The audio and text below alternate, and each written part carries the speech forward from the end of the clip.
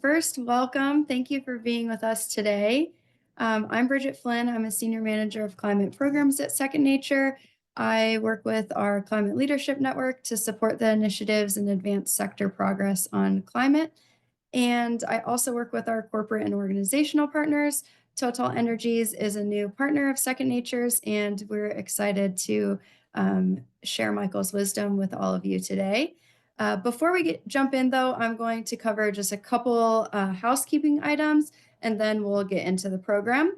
So first, I just wanted to mention for any campuses who aren't currently members of Second Nature, we have a special going on right now. So please do reach out if you're interested in learning more about that. I will put my email in the chat in just a second. And then also for the businesses that are interested in this work and interested in partnering with us, please also reach out to me. We are also doing a whole slew of work related to federal response right now, and we welcome you to reach out if you're interested in learning more and participating in some of those meetings. So a couple things about how we'll do Q&A today. As for the topic, so I will, in just a minute, turn it over to Michael for about 20 to 30 minutes of presentation, and then we'll open it up to Q&A. So please don't be shy about bringing your questions forward. That being said, please type your questions into the Q&A function in Zoom. You should be able to navigate to the bottom of your screen and find Q&A. And other people will then be able to upvote your question if they have the same question. And I'll be kind of monitoring the Q&A for the end of this meeting, where we will turn over all your questions to Michael and get to as many as we can. So during the presentation, feel free to just type in the Q&A any questions that you have, and we will get to those at the end. You're also welcome to utilize the chat, as I mentioned, to say hi to other folks and to have discussion in the chat as well. But for questions for Michael, it would be great if you can use the Q&A function. Last thing is this session is being recorded. After the meeting, we will be sending the recording to all those who registered, and it will be posted on the Second Nature's YouTube channel. So feel free to share it with your colleagues. And if you're watching the recording, I'll like to welcome you as well. And feel free to reach out to Michael afterwards, even if you couldn't attend live. We hope that you will come away with new insights and tools to unleash additional renewable energy projects on your campus. And I think with that, I'm going to introduce our speaker. So Michael Bartsevic is a senior account executive at TotalEnergies. He has about 20 years of renewable energy, conventional energy, and energy efficiency experience. And in his current role, he's really focused on solar and battery storage development for the public sector, for higher ed, and for manufacturing clients. Michael received his Juris Doctor from the University of New Hampshire School of Law, as well as an MBA from the University of Massachusetts, in addition to an undergraduate degree in finance. So hopefully this wealth of knowledge in solar development and finance should shed some light on opportunities for your campus. And that being said, I'd like to welcome Michael and turn it over for our presentation. Thanks, Bridget. Welcome, everyone, and thanks for joining us today for this discussion of financing renewable energy projects and navigating changes in federal and state incentives. As Bridget mentioned, I'm your host for the moment, Michael Bartsevic. I'm with the Originations Group at TotalEnergies. I work with public and higher education clients on renewable energy projects from the conceptual stage through construction. Been doing this for about 20 years, and I'm happy to have this opportunity to speak with you today. So topics we'll discuss today, we've done a brief introduction. I'll introduce TotalEnergies to all of you.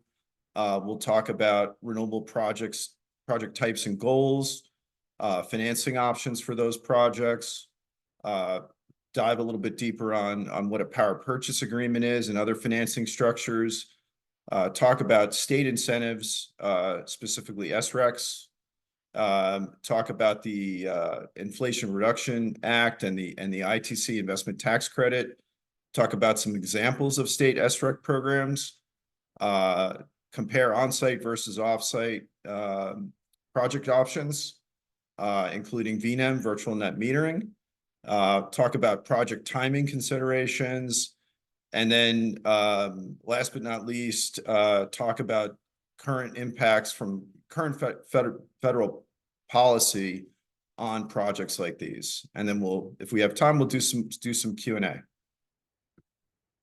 So a little bit of background on TotalEnergies. We're a global energy company. We recently, in 2024, celebrated our 100th anniversary. We have about 7,000 employees in the US, over 100,000 globally. Headquarters in the US is in Houston, but we have significant operations on the East and West Coast. We're about the 50th largest company in the world by market capitalization. And in the area of renewables and energy, we've been working with colleges and universities for over 25 years. So when we talk about financing renewable energy projects on college campuses, aside from overall energy efficiency efforts that you might be making, the type of project that I'm going to focus on today and that's most likely to have a significant impact is a PV or solar project. Types of solar solutions for campuses, because campuses are often space constrained. So finding the right place to situate a project can be a challenge. Ground mount, carport, and rooftop are all options. Solar can also be coupled with battery storage to optimize the highest cost, offset the highest cost utility supply electricity. So if open space is available, then ground mount is often the best solution, the lowest cost solution on when we break it down on a per watt basis. I've seen some universities repurpose practice athletic fields and similar type of fields for ground mount solar, but they often require significant space. So sometimes it's just not an option. To give you some perspective, a 5 megawatt project would probably require about 15, 16 acres. So the space may not be in the cards. The images are projects that we've done, that we've completed, just to kind of give you a sense of the different ways that they look. On the left is a fixed tilt system, excuse me, and situated on a significant slope, which is kind of unusual, and makes the project more challenging. The middle option, the middle image, reflects kind of your traditional ground-mounted fixed tilt solar project, although your campus probably doesn't look as arid as that particular construction environment. And then lastly, on the right is an example of a single axis tracker ground mount solar system. So a system that can move to capture the sun and isn't fixed in a particular location. So carports are another great option because there's often a lot of parking on college and university campuses.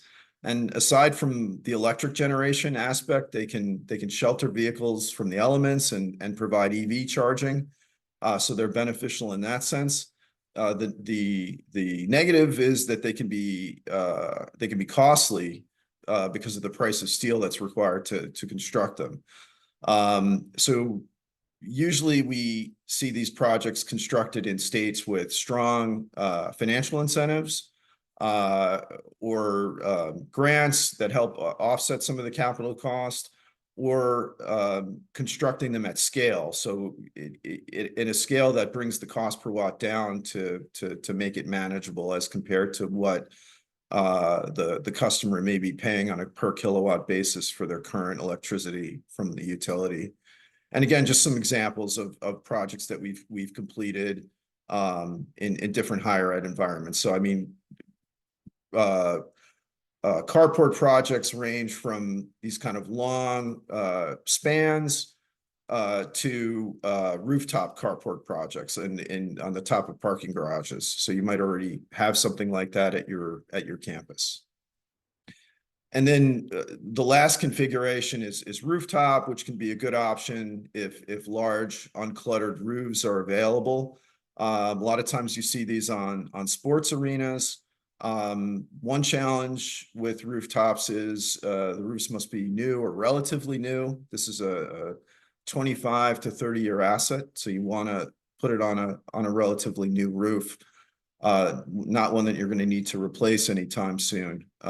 Most of the time they're put on pretty much on flat roofs, flat membrane roofs, but they can also be situated on with some slope.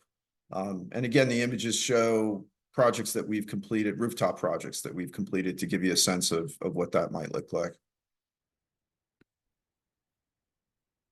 The most common project goals we see for renewable energy projects in the higher ed space is carbon reduction, carbon footprint reduction, generating savings versus what the college or university is currently paying for utility electricity, and the ancillary benefits that we talked about with respect to carports, sheltered parking, and EV charging. Having a solar project on or near campus also can provide a learning tool for students, so it's beneficial in that sense as well. When considering a project, ideally, you want a turnkey approach, a turnkey contract to fully protect your interests. It might be tempting to use internal resources to be part of the project, but that can create potential exposure in the event of future problems. So ideally, you want to partner with a developer that can take the project from the conceptual stage, the planning stage, all the way through construction, completion of construction, and then operation and maintenance thereafter for the 20, 25, 30-year term of the project. The three main approaches to financing solar projects are through a power purchase agreement type approach, direct ownership approach, also known as a cash approach, and a lease finance approach. In the PPA format, the federal and state incentives are converted to cash to reduce the project's capital cost, thus reducing the PPA price, the price of power per kilowatt hour. The direct ownership cash purchase option allows the customer to receive everything, but also requires making all the capital outlay and assuming all the project risk. So it might entail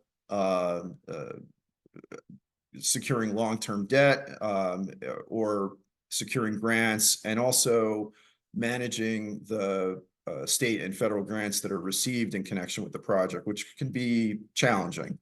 Also, managing the project generally. And then lastly, the lease option. The lease option, like the power purchase agreement option, is still an energy service contract. It's just an energy service contract by a different name because some states don't legislatively allow power purchase agreements. There are also land leases that are sometimes used in solar, where the landowner is paid a lease payment for the use of the land. But in this context, we're really talking about a hybrid power purchase agreement, which we're structuring and calling a lease, but still remains a type of energy service contract. And the reason we do that here is, if from the map, you can see that the dark green areas allow PPAs. So most of the country allows PPAs, and the light green allow them with some limitation. So most of the country allows that structure, but some states like North Carolina, for example, allow leases in lieu of PPAs. So the structure of the contract would be very similar, but it wouldn't be allowed to be called a power purchase agreement. Still an energy service contract at the end of the day. Some states, there's some uncertainty. Wisconsin, for example, which you see in blue, there's been a number of efforts to allow power purchase agreements in Wisconsin, and it's hopefully something that's coming down the road. But it's also been resisted by local utilities. So something hopefully we'll see down the road. The elements that make up the project developer's capital structure are the value of the incentives. So taking the state and the federal incentives and converting them to cash, coupled with the debt and equity financing that the developer contributes. So the value of the PPA structure, aside from no capital outlay, is that it allows the developer to turn the incentives into cash to provide the lowest possible price per kilowatt hour. We'll talk a little bit more about SREC incentives and tax equity, or the ITC, what they are in a few moments. And developers don't always receive the SREC incentives. They always receive, when they in a power purchase agreement structure, in an energy services contract structure, will always receive the tax benefits because they're the owner of the project. But they don't necessarily need to receive the state SREC incentives, the renewable attributes from the project. Often they do because they're valuable and they help reduce the price per watt to construct the project, and correspondingly the price per kilowatt hour to purchase energy from the project. But it's not an absolute necessity. So what's an SREC? And the physical electricity we receive through the grid really doesn't say anything about its origin or how it was generated. So RECs play a role in accounting and tracking and assigning ownership to renewable electricity.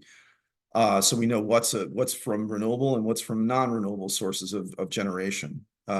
28 states plus the District of Columbia have a renewable portfolio standard, meaning encouraging renewable energy development, but a limited subset of those states have a compliance SREC market, meaning that they've established an alternative compliance payment for their utilities, for their load serving entities, whereby if they don't procure the required amount of renewable energy, they need to pay into a default payment, essentially into a pool. So they're incentivized to secure or to purchase SRECs, because often the SRECs are considerably less expensive for them than paying the default alternative compliance payment. For example, in New Jersey, the alternative compliance payment is around $200 a megawatt hour, whereas SRECs might be less than half that. Some states, in an effort to further support their renewable energy goals, have temporarily enhanced their REC programs. So Maryland has increased their incentives by 50% temporarily for projects that can achieve commercial operations by January 1, 2028. The 50% increase in SREC value further reduces the price per kilowatt hour in a PPA or lease structure. Many of the states in the mid-Atlantic region of the United States have some sort of REC program. So New Jersey, New York, Connecticut, Massachusetts, the District of Columbia, the whole PJM grid marketplace that's served by the PJM grid operator, all the way down to Virginia, can participate in SRECs. And I also recognize this is a little bit of an East Coast centric presentation. So apologies to folks on the West Coast. We've done plenty of work on the West Coast, and I have folks on my team on the West Coast. So I don't mean to ignore states on the West Coast, but the concepts being discussed are just as applicable in the western part of the United States as they are in the eastern part of the United States.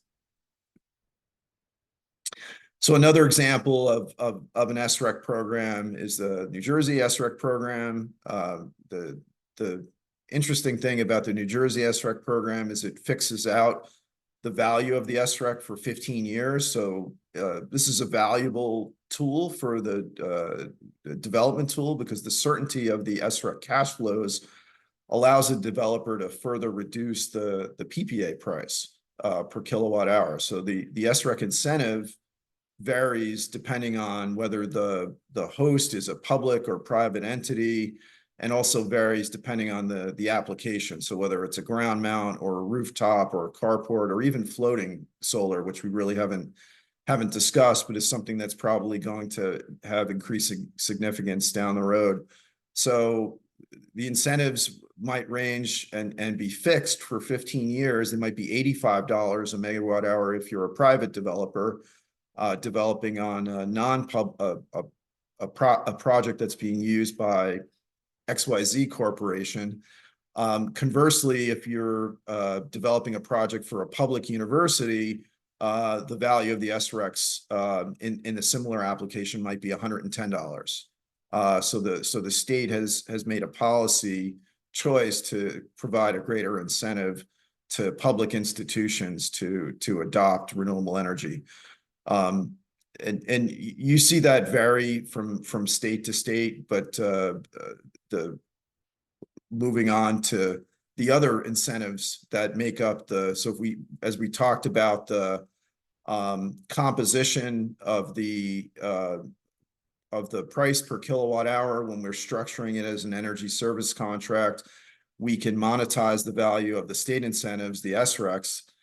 We can also monetize the value of the federal incentives that are generated under the Inflation Reduction Act. We'll talk in a little bit about how that may change coming up very soon, but the Inflation Reduction Act of 2022 is the overarching legislation that changed the underlying investment tax credit. The investment tax credit, the ITC as it's commonly called, has been around since 1977 in various forms, but with the Inflation Reduction Act, Congress tied the policy goals, certain policy goals, to the credits. So, for example, building a project with U.S. domestic manufactured content is more strongly incentivized than building it without. Building a project in a low-income area is more greatly incentivized, just as building a project in a historic energy community is more greatly incentivized. So here we show kind of the scale of federal tax adders. So again, in a scenario where the developer is the owner of the project and the operator of the project and is providing an energy services contract to the college or university who's paying a per kilowatt rate, we're gonna take these incentives, we're gonna turn them into cash, and we're gonna use them to reduce that per kilowatt hour price.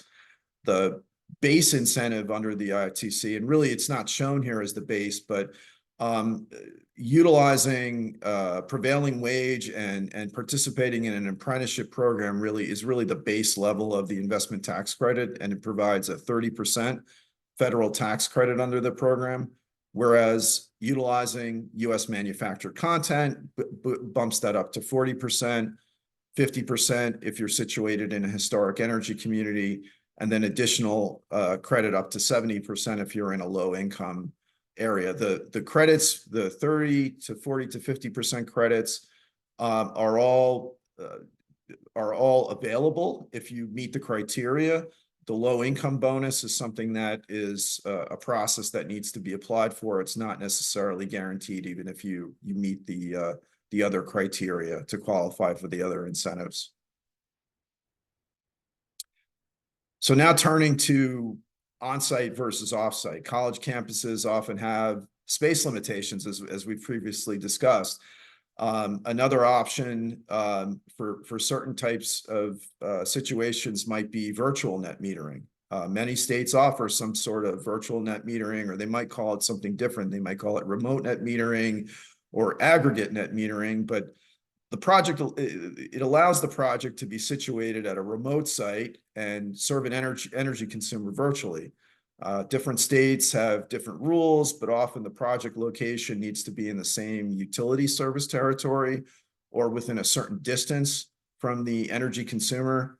Some of the states that have virtual net metering, Pennsylvania, Connecticut, Maryland, California, Massachusetts, New York, the District of Columbia, and several more. To give you a specific example of a remote or virtual net meter program, New Jersey legislature in late 2024 recently enacted remote net metering, or made changes to a program that really already existed. But the gist of the program is that in the case of New Jersey, the power purchaser must be a public entity or a public university. It's not necessarily the case in other states. Like in Maryland, it could be a not-for-profit, it could be a nonprofit, it could be a religious organization. So different states have different rules with respect to who can avail themselves of virtual or remote net metering. Many states have legislatively changed their program to allow the remote site where the project is situated to be on private land. And that's what New Jersey specifically did in the most recent legislation that it enacted. It went from requiring the land to be publicly owned to allowing the project, so the host site where the solar arrays are actually situated could be privately leased land, and then remotely serve the entity, the public university or the public entity. The rules require, and many states require, that it be in the same utility service territory. In New Jersey has a specific limit of 5 megawatts DC for project size. Other states like Pennsylvania or Maryland, you can co-locate multiple projects to achieve a very large project. You just have to break it down into a number of small projects based upon the state's limitations with respect to net metering generally. And New Jersey's program requires application via portal. It's limited to 50 megawatts a year. And the SREC credit for virtual projects is $90 a megawatt hour. So irrespective of the type of project, irrespective of whether it's a public or private landowner, the credit will be $90 a megawatt hour.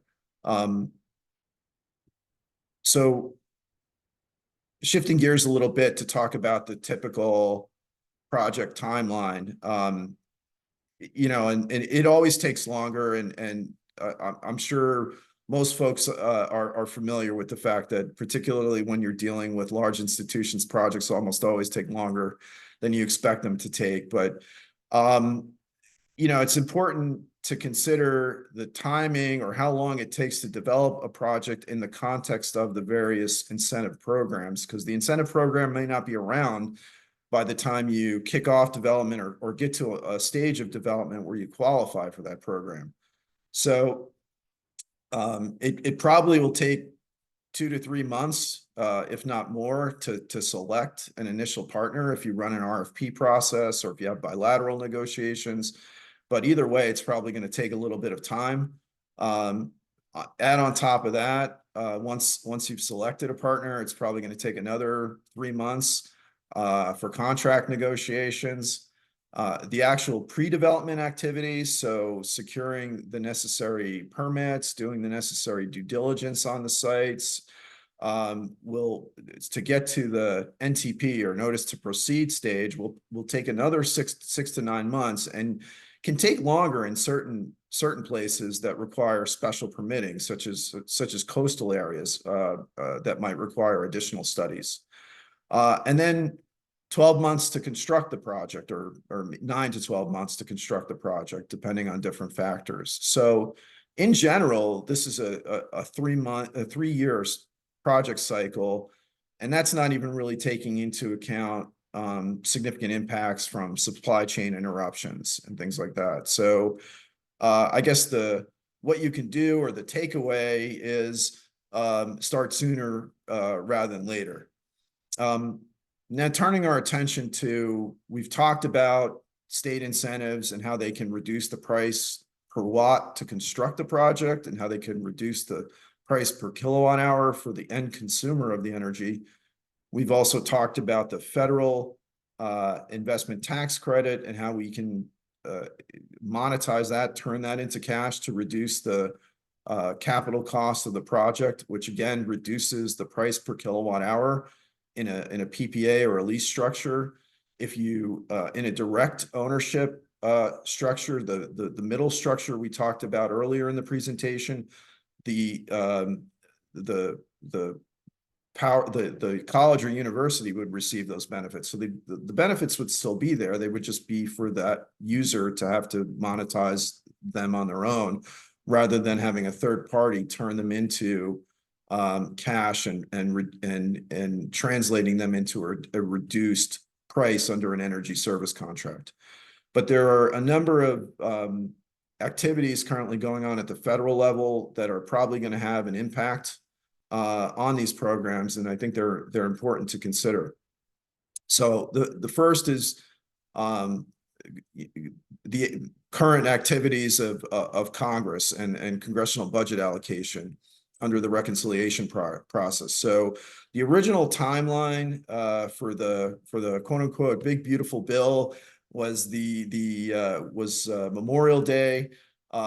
It now looks like that's probably going to slip, and to 4th of July is probably the target right now. But we've already started seeing some draft language come out of various committees, and I expect in the next couple of weeks we'll probably see language concerning the federal ITC. The consensus right now is that it's not looking good, that there probably will be significant changes to the program. Certainly, we will probably lose the domestic content bonus and the other ones, the low income and the energy community, and the program might go away in its entirety. So it's not looking good at the moment, but we should probably start seeing language on that in the next couple of weeks in draft form.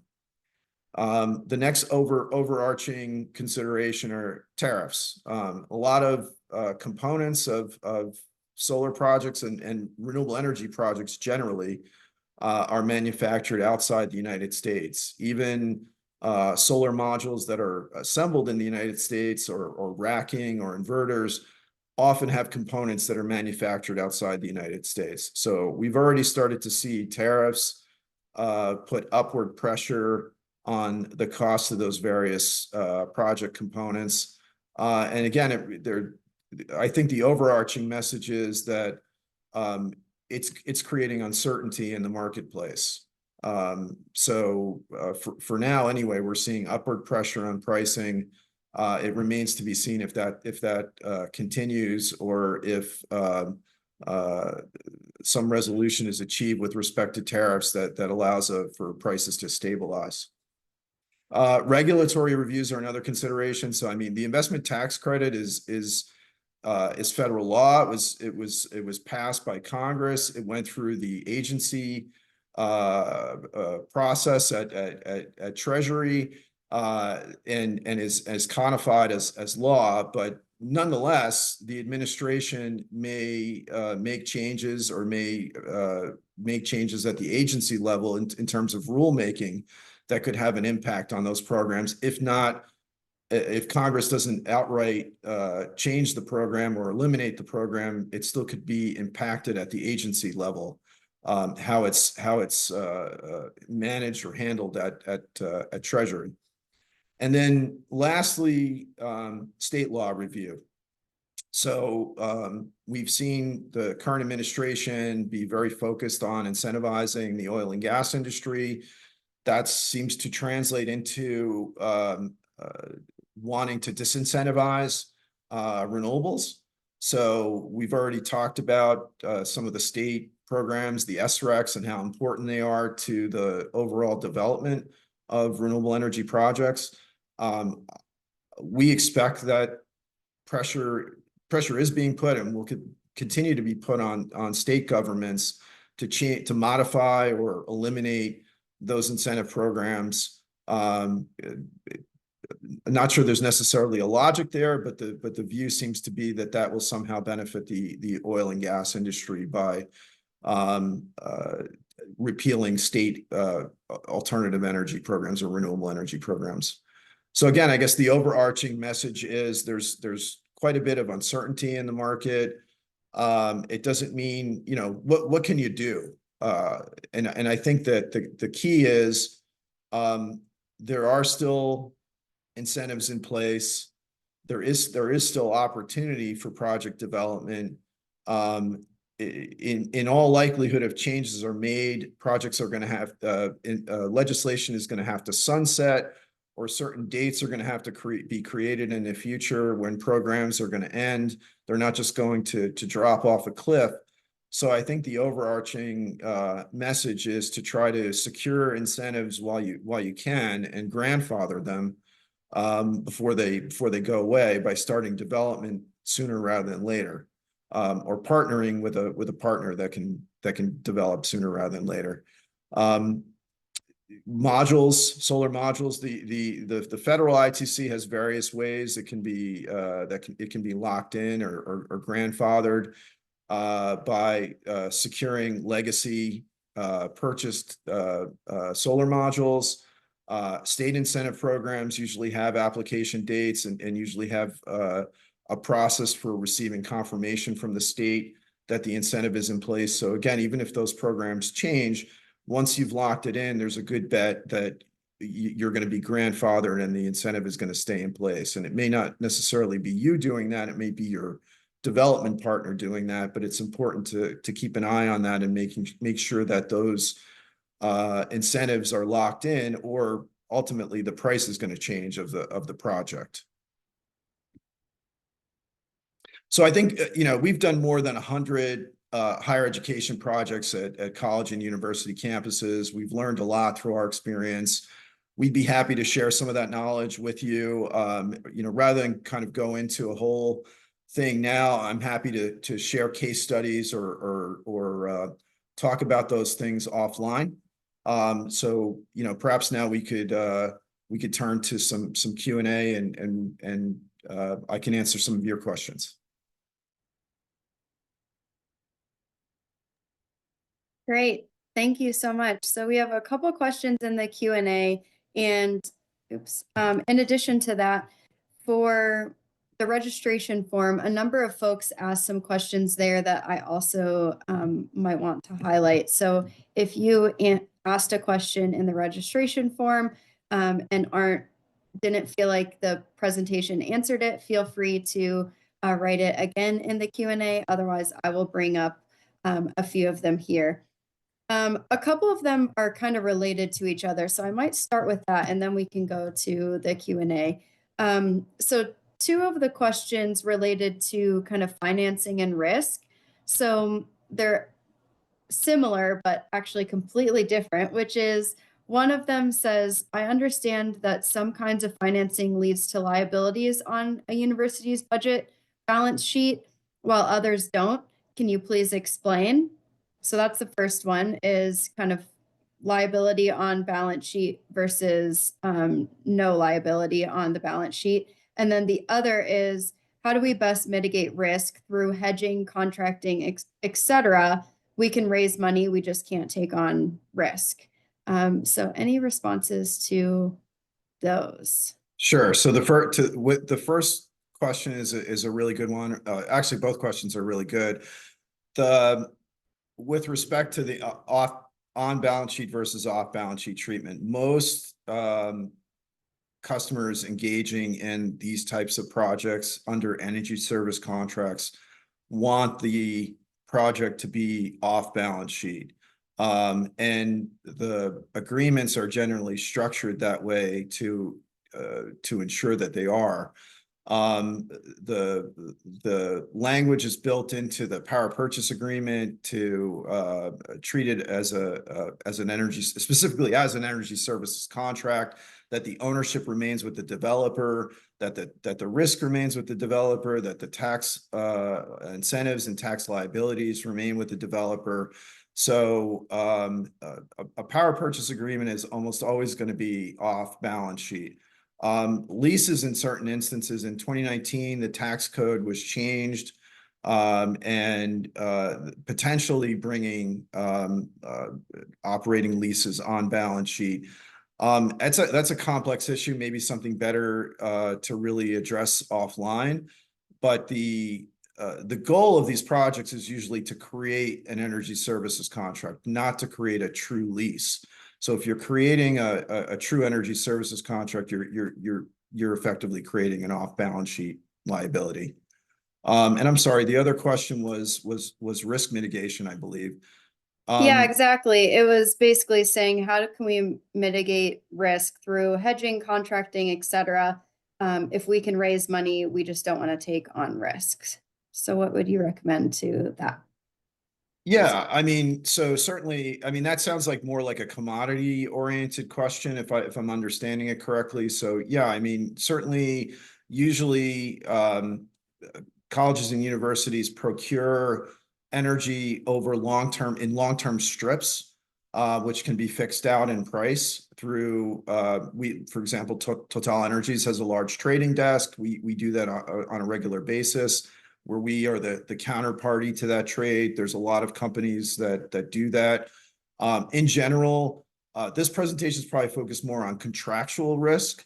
And I think that's an important point, that, you know, there are certain risks. A lot of the risks, once an energy services contract, whether it be a power purchase agreement or another similar type, a lot of the risk is then transferred to the developer, which is one of the benefits of signing one of those agreements. But there are also certain overarching risks or force majeure that no developer can reasonably take on. So, for example, a change of law provision is usually pretty heavily negotiated in these types of agreements. So if the law changes and the program goes away before construction is completed, how would the parties then, you know, proceed from that point forward? That's an unlikely scenario, but still a scenario that should be considered, and probably again could be more broadly discussed offline. Awesome. Maybe one more, because this also relates to financing and sort of how to structure an agreement. So one person was really curious about financing that doesn't come with an upfront cost, or other strategies to convince management to move forward with solar procurement. Yeah, I mean that's the wow, that's a great question to end up on, because that's kind of the overarching theme, that the power purchase agreement structure that I talked about earlier in the presentation, or the lease structure. Again, they're forms of energy services contracts. So the goal is that for the developer to take on all the construction risk, to build the project, to put out all the capital.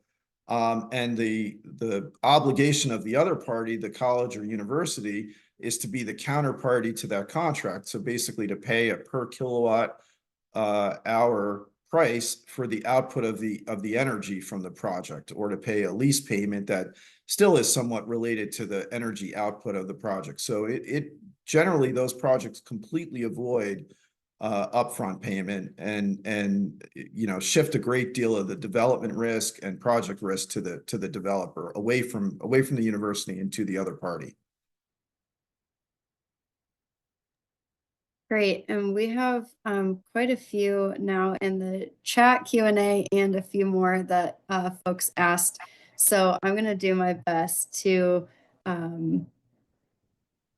try to curate these here. So another question is, let's see. Maybe let's move to the Q&A, since folks put them in here. So one of them says, does Indiana allow lease agreements despite disallowing PPA? I'm not sure if you'll know that off the top of your head, but if you do, we'll answer that one. If not, maybe you can follow up with that person if you want to put your email in the chat. Yeah, so yeah, my understanding is that Indiana doesn't allow PPAs, and I don't think they allow a lease alternative to get around PPAs. Indiana is an interesting state because Canadian Solar, a big solar module manufacturer, is building a plant there for the manufacture of US manufactured solar modules, and I think they're in the midst of construction right now. Now we're in the midst of this kind of policy uncertainty of the federal domestic content credit under the ITC. So it's going to be interesting to see how that plays out. I could do a little bit more research on the lease element in Indiana, but I know for sure PPAs are not allowed. Thank you. And then one other one here is, I think, more of a general kind of projection is if the IRA is repealed and or renewable energy incentives get stripped in big ways from the law, how big of an impact across the renewable energy sector, especially solar, since we've been focusing on solar, do you envision? So, for example, like 50% less of projects being developed.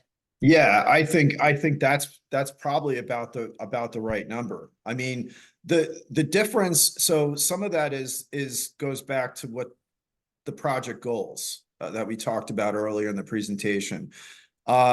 Colleges and universities tend to be a lot more focused on carbon footprint reduction and not necessarily on energy savings, whereas the private sector is a lot more focused on saving money from projects. They certainly have their goals of carbon footprint reduction, but that's often secondary to savings. So you may well still be able to economically do projects without those incentives that break even, but still provide carbon footprint reduction. So they don't necessarily cost the institution, college or university, more per kilowatt hour, and they provide the benefit of carbon footprint reduction. Whereas the private sector probably won't do those. So given that the already mature nature of the solar market, and I think the question was about renewables generally, so we have to kind of include wind and other things in there. I think at least a 50% reduction if we see those incentives go away. Certainly, the wind market is very heavily dependent on federal incentives. The solar, if state incentives remain in place, but we lose the federal ITC, you're still going to have a lot of states that have viable solar energy projects. If we lose both, then it's going to be a really tough marketplace for a while.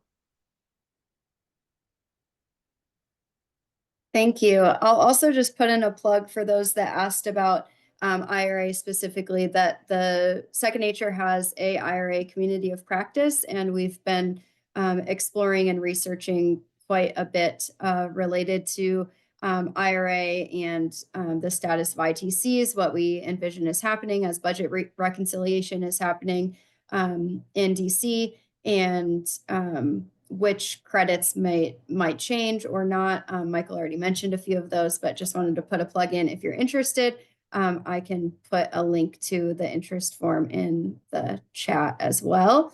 And one other question that is here in the chat, I definitely have an answer for, but I'm sure you do too, Michael, which is, what about a PPA where they quoted us paying more for energy in the long run?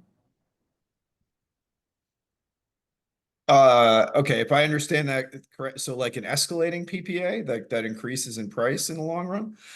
Maybe I'll ask Noel to share. Yes.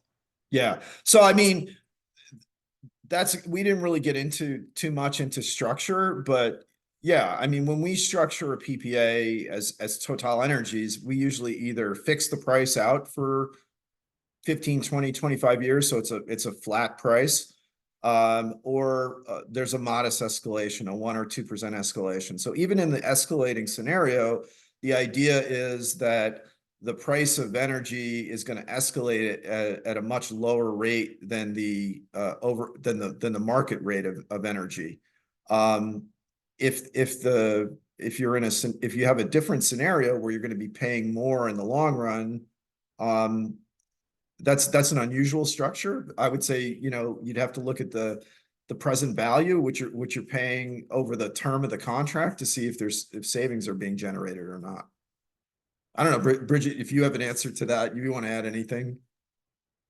Yeah, I was just going to say to potentially see if you can get a quote from someone else if it's not looking advantageous for your cost horizon, which is, less about an escalating rate in the future, but more about you know, over a certain amount of time period. If you can lock in, you know, a PPA for 20 years, for example, then you can also sell that to your institution by saying, well, there's, you know, cost volatility through the market, whereas we're getting in a locked in rate. So that, you know, risk is being mitigated because we know and we can plan for how much we're paying. And usually when you're looking over, you know, the lifetime of the project, you should be able to find some savings if it's, you know, less than the or more than your conventional rate. I would focus really on risk mitigation, and you know, if there are other reasons you could sell it to your campus leadership, such as, you know, students really want to see us more in renewable energies, things like that. But I would say one that tends to get a lot of business offers is officers, is the risk mitigation. Yeah, I agree. I was going to say, even if your current price, PPA price versus your current price of electricity for grid electricity is relatively the same, as Bridget points out, if you're fixing it out for 20 years, even if that market rate escalates at the equivalent to the energy escalation component of CPI, you're going to outperform what you would be paying in the market and save a lot of money. And probably more importantly, you know exactly what you're going to be paying for 20 years, as opposed to kind of guessing where the market's going to be going. A market that's particularly in some areas can be quite volatile if it's heavily dependent on natural gas. Awesome, thank you. We have a few other questions. I will from the registration form, but folks feel free to put in any other ones in here as well. Someone was asking about net metering, which I think you talked a little bit about, and some were also interested in some municipal law. I don't know how, you know, relevant that will be necessarily to everyone. So let me. I think net metering is a great topic. I mean, we talked about virtual net metering, but we really didn't, you know, we had to make a few choices, I guess, in terms of keeping the presentation short. Net metering generally is a great topic to talk about, because your energy from your solar array is really created 4 or 5 hours over in the middle of the day, depending on where you are. Here where I am on the East Coast, near New York City, you're probably getting an average of about a little bit under 5 hours a day of sunlight.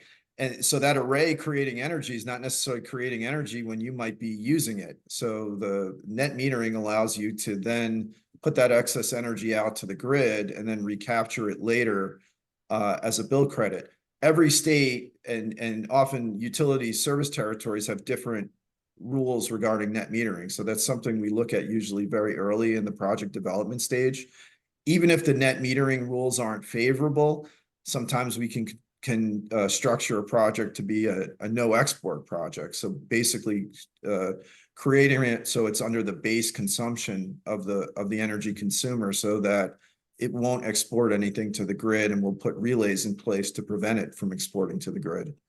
But yeah, it's actually a great topic. Net metering is a great topic and a big consideration in project development.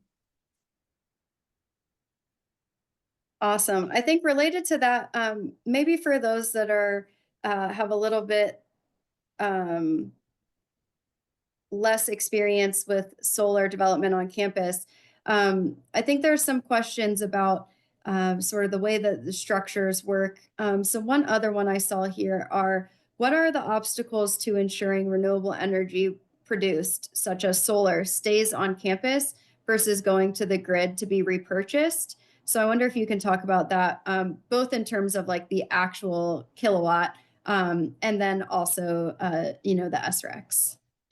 Yeah, I mean, that's kind of relates to what I was just talking about net metering. So usually when we look at a potential development of a potential project, we'll want to look at interval metering, basically how you consume energy on a 10 or 15-minute interval throughout over a long period of time on a monthly basis. And we'll try to match the development of the project to the consumption. so as not to put an excess amount of energy out to the grid. And oftentimes you can't do it, even if you wanted to. There are prohibitions. So some states states that allow net metering, they might allow you to put an excess of 10% out to the grid over your annual consumption, but you can't just put an unlimited amount of energy out to the grid. So proper project design starts with ensuring that the output of the array matches the consumption on site. The SREC point is a good point as well. So if you're consuming the energy on site, you're also creating SRECs from the energy that's being generated and being consumed. And then the SREC represents that renewable energy, the value of the renewable energy above and beyond the value of conventional energy. So you can keep those SRECs and retire them, but more generally we see in the college and universities is that they allow the developer to keep them and monetize them. There's also a swap mechanism or ability to create a swap in those kind of scenarios where the higher value SRECs are kept by the developer and lower value SRECs are provided to the consumer. So they still have the environmental attributes from the project, but they've gotten the value of the higher value SRECs to reduce their per kilowatt hour price under a PPA. So hopefully that answered the question. Please feel free to email me or reach out if I'm not quite understanding your questions or answering them correctly. Yeah, please feel free to reach out to Michael if you have additional questions. I think as far as that one goes, I would say, yeah, also really depends on how your campus is structured and what your utility is, of course. So yeah, happy to talk more about that one. Yeah.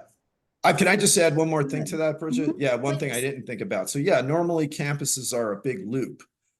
You might have a central plan on your campus, but often, you have to look at how the campus is metered. I think that's kind of where Bridget was going with this, where is there one master meter that's where all the kilowatt hours are coming in from the grid, and the energy project would then apply its output to that master meter, or are there potential multiple points of energy consumption on the campus? So how your campus is metered is also a consideration in terms of utilizing the energy on site. Awesome. And we only have one more minute, but there's one pretty interesting and very specific question that you might be able to answer just really quickly, because I haven't heard an example of this, but it sounds like maybe some folks have. So has your firm ever encountered issues with rooftop solar installs on a pitched roof near an outdoor athletic venue, creating a glare or other sighting issues for players or cameras? That's a great question. So yeah, we haven't encountered the issue, but normally you would do a glare study if you had concern about glare. The other big consideration on rooftop projects situated near athletic fields is if it's a lacrosse field, something that has a hard ball as part of the sport, you can damage the modules. The modules are designed to withstand a certain amount of impact, like hail and things like that, but they can and will get damaged. So it's important to ensure that your project O&M provider has extra, hopefully can store some extra modules on site and is equipped to manage that. So I guess, yeah, the long and the short of it is if it's a concern, you can do a glare study. And the other big consideration is making sure it's not set up in a way that the array is going to get damaged from the sporting event. Awesome. I know we are out of time. So again, please feel free to reach out to Michael with additional questions. And with that, thank you all so much for being here. And thank you for your questions. Again, feel free to reach out to us if you have additional ones or we didn't get to yours. And thank you so much, Michael, for sharing your expertise with us. And yeah, please reach out to TotalEnergies if you have additional questions about solar development on your campus. Thank you, everyone. Yeah, those were great questions. Thank you so much.